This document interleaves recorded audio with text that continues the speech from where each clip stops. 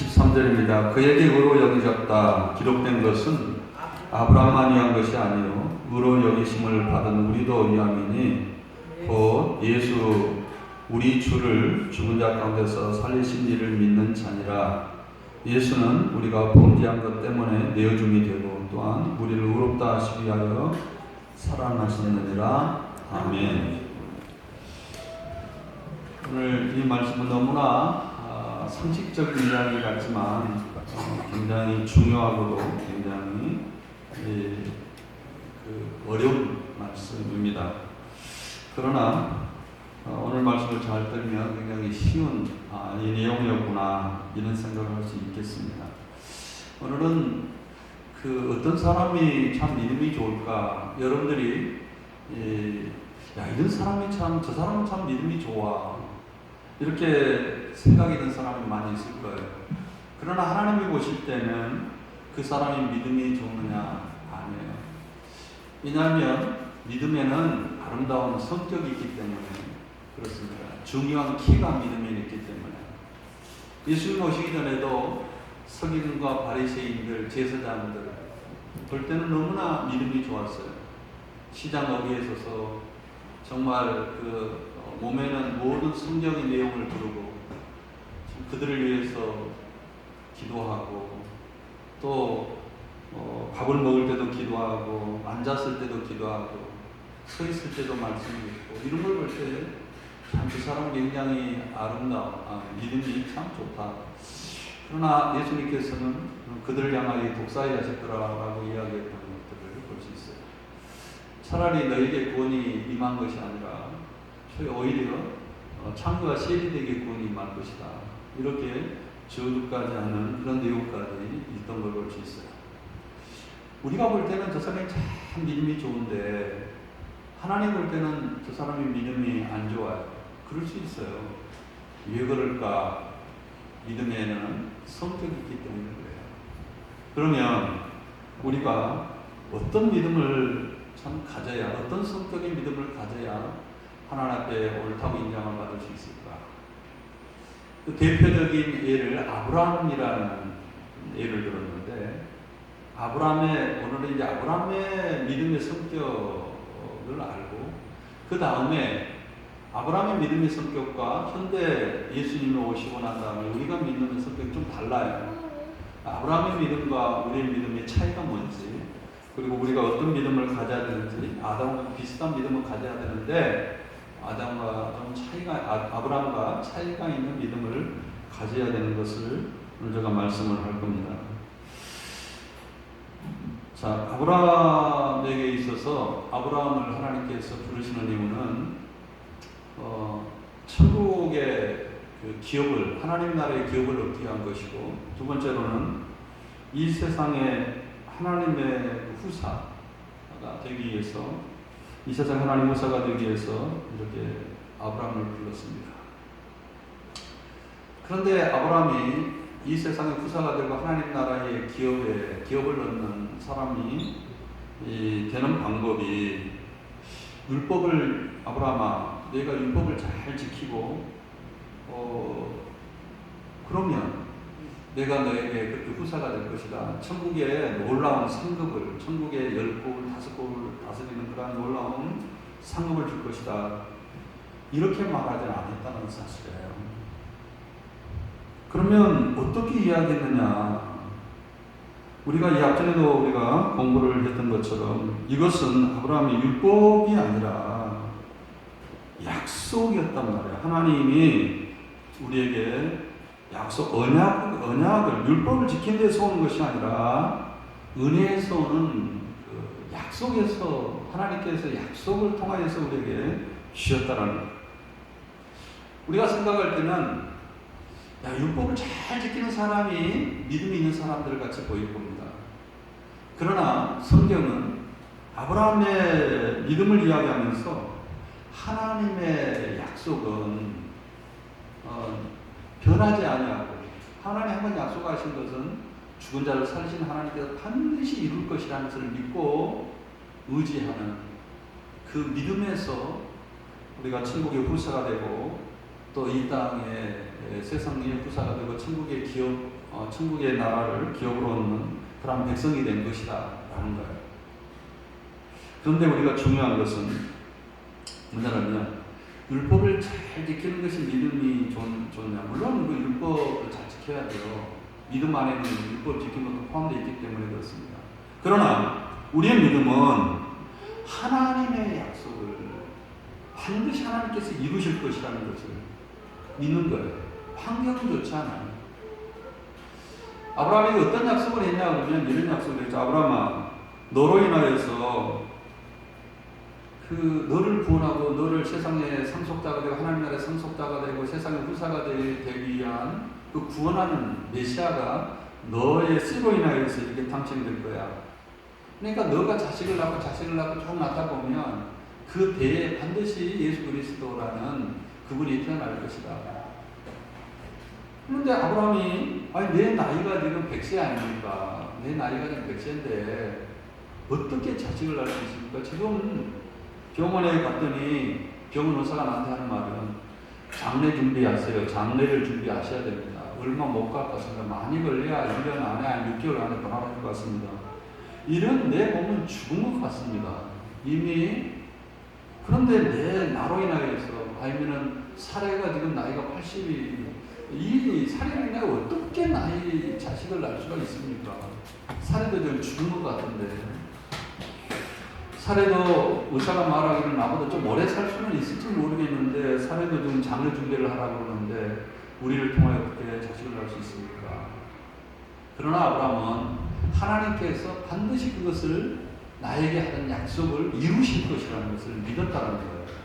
그 믿음을 통하여서 그 약속을 믿음을 통하여서 이 세상의 후사가 되고 하나님 나라의 기업을 얻는 기업을 가지는 구원하는 백성이, 구원받는 백성이 되었다는 사실입니다. 그런데 오늘은 우리가 수요일날 만나는 사람들 때문에 또 이것을 반복적으로 하나님의 언약에 대한 이야기를 좀 해야 될 것 같아요.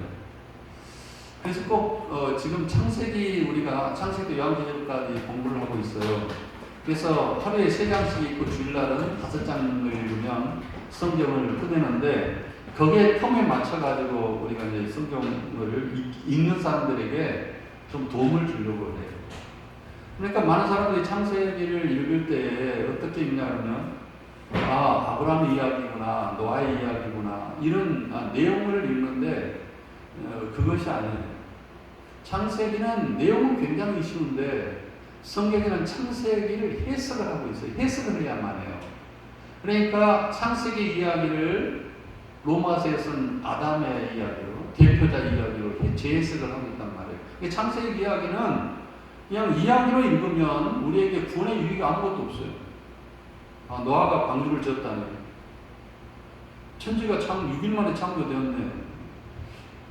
이런 이야기로서는 그것이 우리에게 구원을 가져다 줄 수가 없어요. 거기에는 반드시 해석이 필요합니다.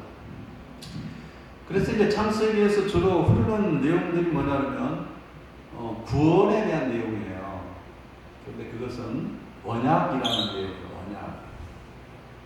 그러니까 하나님께서 우리에게 약속을 했는데 그 언약을 믿음으로 아브라함이 율법을 지키지 않아도 언약을 믿음으로 헌신을 하지 않아도 언약을 믿음으로 아브라함이 하나님의 나라에 구원받는 후사가 됐고 하나님 나라의 기업을 얻는 그러한 백성이 되었다라는 거였습니다. 저는 언약이 뭐냐?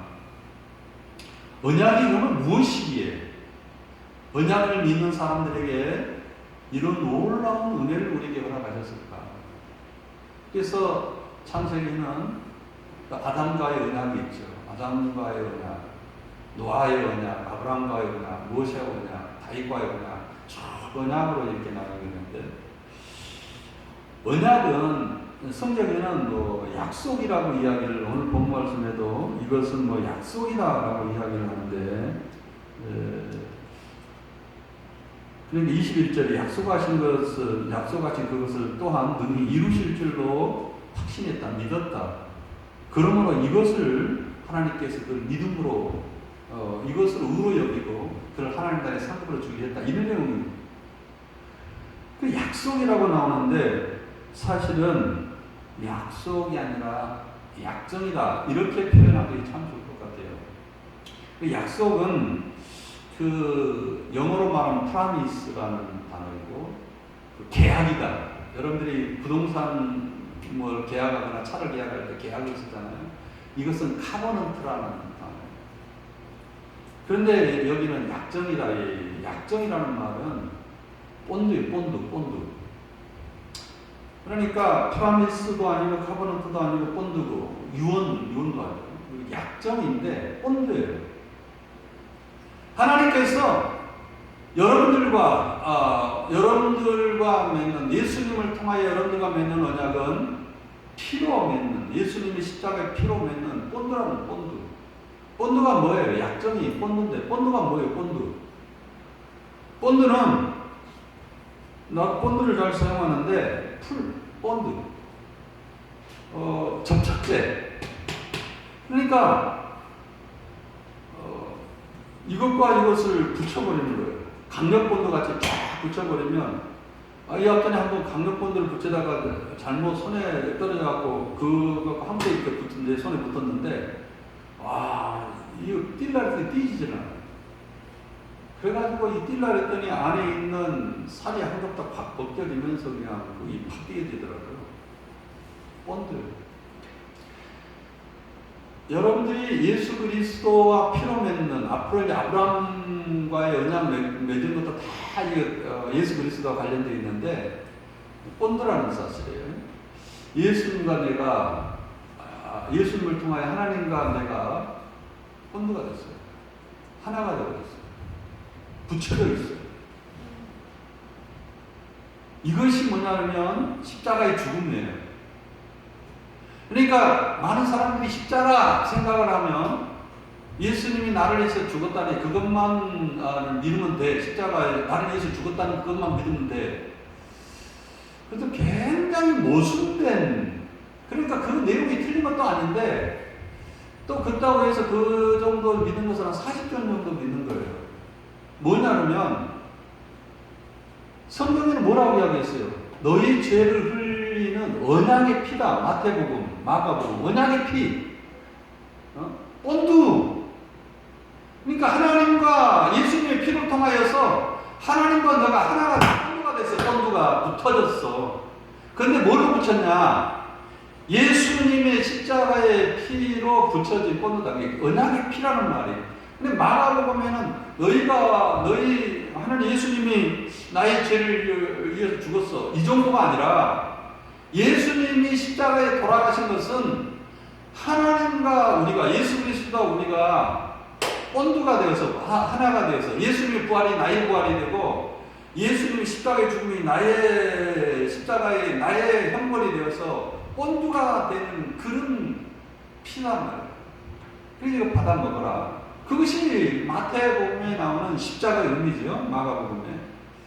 누가복음에는 무엇을 이야기하냐면 예수님께서 성찬식을 하지요. 제자들 마지막 만찬 이제 십자가에 돌아가기 전에 그 십자가의 의미를 이야기하면서 이것은 너와 맺는 새 언약이다. 새 언약, 본드, 새 약정이다. 하나님 네가 내가 이제 하나가 될 거야. 본드가 될 거야. 이런 언약을 내가 너에게 맺는다. 이런 성격이기 때문에 예수님이 십자가에 죽은 이 성격이다. 그러니까 받아 먹어라. 그리고 요한복음에는 이것은 너희를 위하여 흘리는 피인데 이 언약의 피가 뭐냐 그러면 생명의 양식이다. 하늘에서 온 생명의 양식인데 이것을 먹으면 살고 이것을 먹지 않으면 죽는다. 이것을 이야기하고 있어요. 근데 성경의 전반적으로 십자가에 대한 흐름이 뭐냐 그러면 계약이라는 본드라는 사실이에요. 본드. 예수님과 내가 하나 된 본드예요.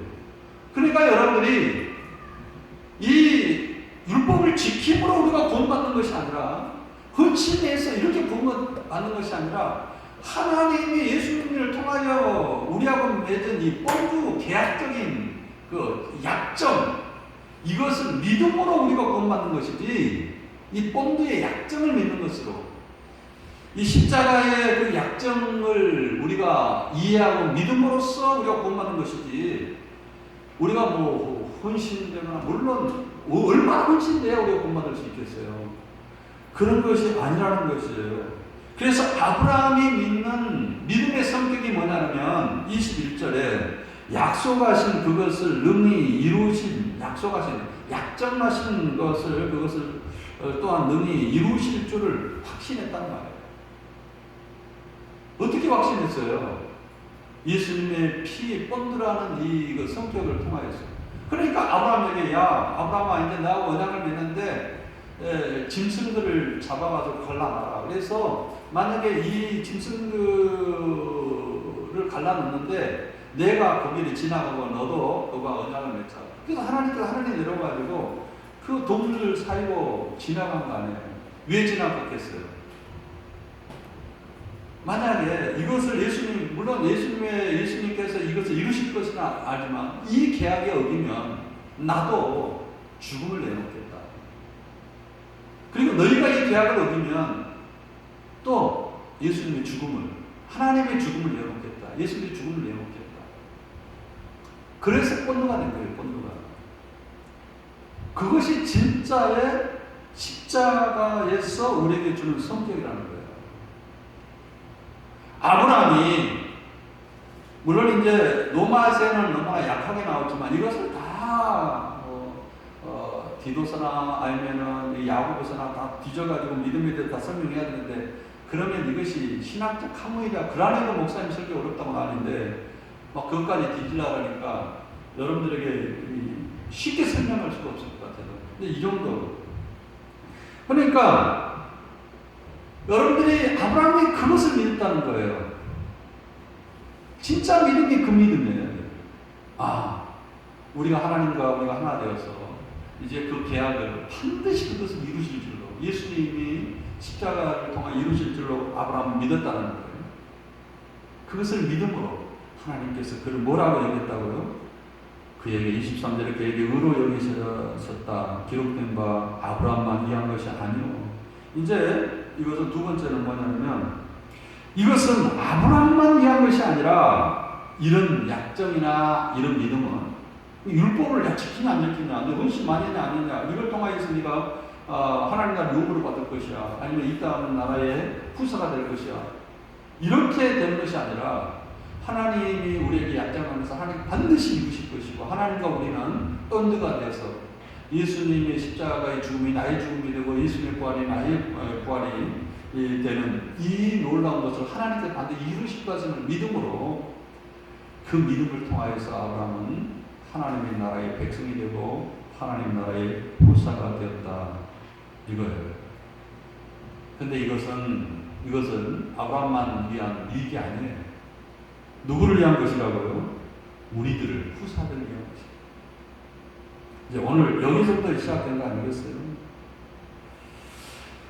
자, 그렇다면 그 약속하신 것을 능히 이루실 줄 믿고, 여러분 우리가 이렇게 볼 수 있어요. 우리는 믿음이 늘 인간적이에요. 이 아브라함의 믿음이 100%냐? 아니에요. 믿음이 약해지기도 하고 강해지기도 했는데, 아브라함은 약해지지 않고 늘 시간이 지나면 지날수록 강해졌다는 사실이에요. 그런데 어떻게 강해졌을까? 우리가 창세기 15장에서부터 18장까지 쭉 아브라함의 믿음이 강해지는 내용들이 쭉 나오는데, 어떤 내용이 나오냐면, 아브라함이 이제 사라에게 이야기했을 거 아니에요. 우리가 병원에 갔던 의사가 장례식 준비하라 그러더라, 당신하고 나하고. 근데 하나님께서 나하고 언약을, 이 약정을 맺었는데, 피로 맺는 약정인데, 아니 니하고 나하고 통하여서 자식이, 예수 그리스도 여자의 후손이 나와서 우리를 구원하는 그 백성이 난다더라. 그래서 기다렸는데 13년 동안을 기다렸는데 자식이 없는 거예요. 하나님 주시지 않는 거예요. 그러니까 사라가 믿음으로 판단할 때, 여보 그런 것이 아니라 지금 여기 우리가 이제 가나안 땅에 와서 살아가는데, 가나안 풍습에는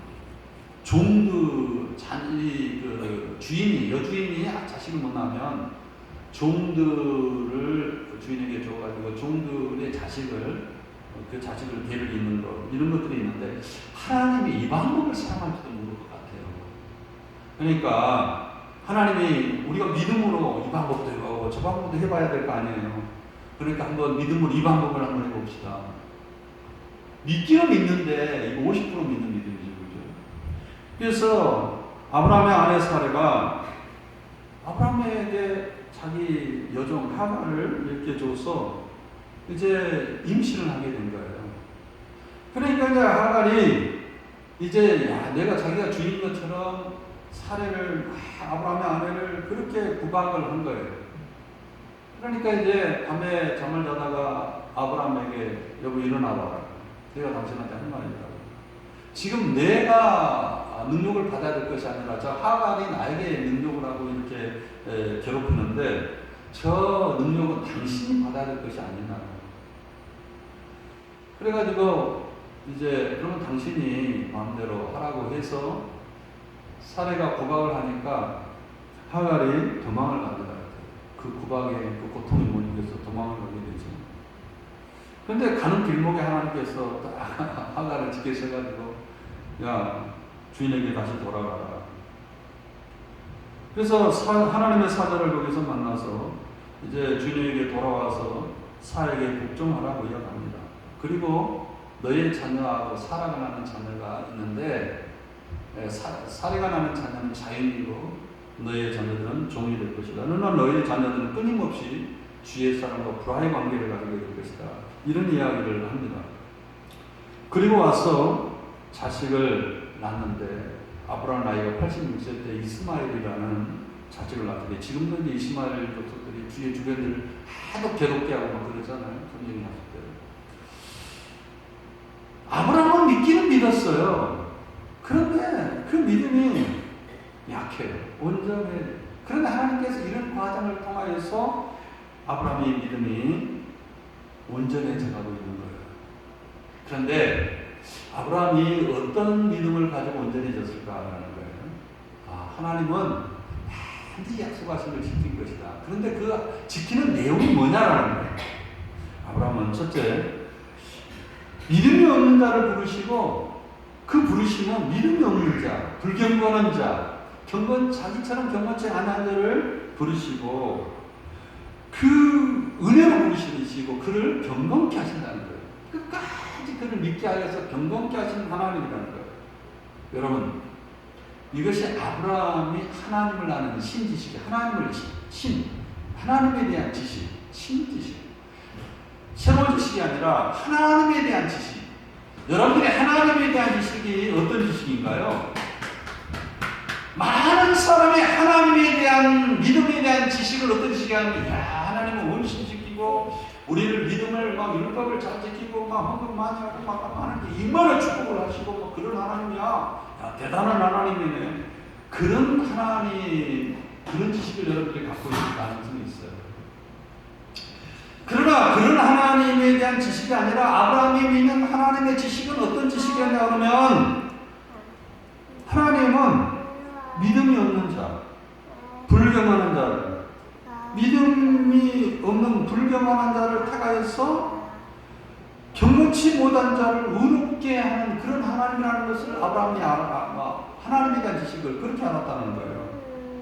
그렇기 때문에 내 믿음이 약해지고 넘어지고 이렇게 14년 동안 엎치락 뒤치락 하지만 하나님께서 반드시 나를 통하여서 하나님의 뜻을 이루고 하나님이 나를 불경건한 나를 경건치 않은 나를 반드시 하나님께서 이루실 것이라는 것을 언젠가는 반드시 경건한 자로 만드실 것을 믿었다라는 거예요. 그것이 하나님에 대한 지식이에요. 여러분 하나님에 대한 지식을 어떤 지식을 갖고 있냐는 거예요. 아브라함처럼 믿음의 조상 아브라함처럼 하나님의 신에 대한 지식을 갖고 있어야 된다. 나처럼 불경건한 자를 반드시 세워서 거룩한 자로 세우시는 그런 하나님이라는 사실. 두 번째 깨달은 내용은 똑같은 내용이에요. 어떤 내용이냐? 두 번째로는 하나님의 긍휼과 은혜를 전혀 받지 못하는 사람. 우리가 볼 때는 이렇습니다. 갈 바를 알고 이삭을 바치고 그런 하나님 그런 것이 아니라 은혜를 전혀 저 사람 볼 때는 막 은혜를 잘 받을 것 같고 철저하게 바리새인과 서기관처럼 철저하게 믿음 좋은 사람처럼 그런 사람에게 하나님께서 은혜의 약속을 허락하신 것이 아니라 우리가 볼 때는 저 사람은 정말 불경건해요. 경건치 않아요. 불의한 자 같아요. 그러나 은혜 받을 자격이 없어요. 단언컨대 저 사람은 절대 은혜 받을 사람이 아니에요. 예수님 당시 때도 그랬으니까 저 사람은 은혜 받을 사람이 아니에요. 자격이 상상조차 없는 사람이에요. 세리 맨날 나무에 세운 도둑질하고 자기 배만 부르고 정말 이 돼지같이 살아가는 그 사람, 이 사람들에게 어떻게 은혜 받을 자격이 없죠. 그런 사람에게 하나님께 은혜 베푸신 하나님, 그것이 하나님에 대한 지식이었어요. 아브라함. 여러분이 갖고 있는 하나님에 대한 지식이 영원하고 거룩하고 물론 그건 너무 좋은 지식이에요. 그러나 우리의 구원에 대한 지식은 상상할 수가 없는, 경건하지 않고 불의하고 전혀 은혜 받을 만한 자격이 없고 이런 일이 상상할 수가 없는 그런 사람에게 하나님께서 부르시고 그 사람을 경건케 하시는 하나님이라는 사실, 그것이 하나님에 대한 지식이었다는 사실. 그 하나님을, 그러니까 아브라함이 믿는 하나님은 저는 그래요. 목사님 열심히 얻는 성도들 막 그런 사람 어떻게 다루십니까? 저는 우리 교인들한테 이거 한번 해보세요, 저거 한번 해보세요, 전혀 그렇게 저는 하지 않습니다. 그것은 종들이나 하는 소리고, 그 사람들을 나의 종들이나 우리 직원이 이렇게 생각하는 것이 그 사람을 자유로 하나님의 형상으로 대하는 태도가 아닙니다. 자율적으로 하나님께서 그 사람을 통하여 반드시 하나님께서 경건한 사람으로 만드실 것을 나는 확신하고 있어요. 나도 그랬으니까. 사람이 볼 때는 정말 그런 것 같아요. 지금도 그러지만 주위에 있는 사람들이 목사님 훌륭합니다, 이 말을 들으면 부끄러워. 목요일을 가가지고 목사님 그 창세기 강의 들었는데 너무 훌륭했습니다. 좀 부끄러워요. 그리고 내가 밥을 먹으러 가면서 그 목사님한테 뭐라고 이야기했어요. 목사님, 저는 주위에 있는 사람이 저한테 돈만 안 던져도 너무 감사합니다. 돈만 안 던졌으면 좋겠습니다. 샌프란시스코 그런 삶을 살았지 않았어요? 돌만 안 던져도 자기는 맨날 돌에 맞아 죽을 것 같아요. 너무나 자기 죄성이 너무나 강했어요. 하나님부터 사람을 통하여 돌을 맞아 죽게 할 수밖에 없는 그런 죄성을 느꼈다는 그런 사람, 자격이 없는 사람, 그런 사람을 통하여 하나님께서 자기를 그런 사람을 경건케 하시는, 끝까지 은혜 주시고 또 넘어지고 은혜 주시고 또 자빠지고 은혜 주시고 계속적으로 우리의 믿음을 경건케 하시고 강건케 하고 믿음을 강하게 하셔서 그것을 의로 여기시고, 그런 하나님을 아브라함이 믿었다는 거예요. 그 믿음으로 구원받고 그 믿음으로 세상의 후속자가 되었다.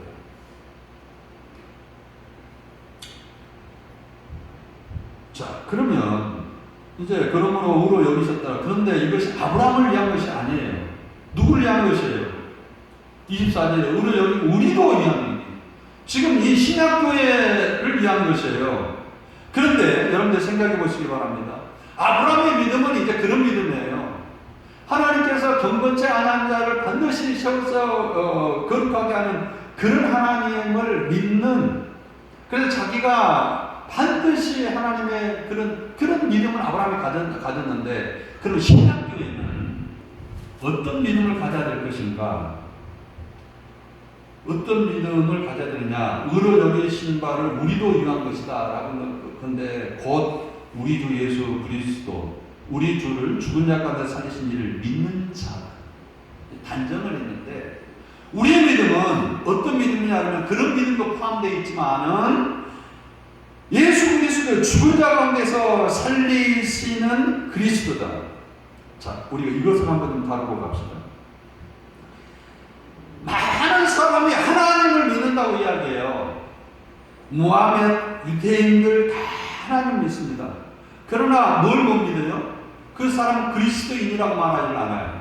그 사람이 하나님 나라의 상속자라고 말하잖아. 이 세상의 후사라고 이야기를 하지 않아요. 어떤 사람의 후사입니까? 예수 그리스도, 우리 주, 죽은 자 가운데 살리신 이를, 그 예수님을 믿는 사람, 그 사람이 이제 신약교에서는 후사가 된다라고 이야기를 하고 있단 말이에요. 자, 기독교 교리사들 가운데, 목회자들 가운데서도 그러고, 교수들 가운데서도 그런 사람들이 간혹 있습니다. 어떤 사람이 있냐면, 하나님을 믿겠는데 예수님의 부활 사실을 믿지 않겠다. 그 사람은 하나님 나라 후사가 될 수 있을까요? 본받을 수 없다는 거예요. 아니, 죽은 자를 살리신 하나님 믿을 수 있지만 예수님을 못 믿겠다? 어떻게 못 믿어요? 죽은 자를 살리신 하나님을 믿는데. 불경건한 사람을 경건한 사람을 만드신 그 하나님, 죽은 자를 살리시고 없는 것을 있는 것처럼 만드신 그 하나님을 믿는데 나에게 믿음이 전혀 없어요. 그런데 없는 것을 있는 것처럼 행하시는 그 하나님께서 반드시 나에게 거룩한 예수와 같은 믿음을 주실 것이라는 것을 믿어요. 그 하나님을 믿는데 예수님의 부활을 못 믿겠다고요? 예수님의 부활하신 일을 못 믿는다고요? 말이 안 되는 거예요. 그런데 이 부활하신 일을 24절에는 예수 우리 주를 죽은 자 가운데 살리시는, 이 말을 거꾸로 말하면 예수님이, 하나님께서 예수님을 죽은 자 가운데서 살리셔서 우리 주가 되게 하였다라는 함축에 놓고 있어요.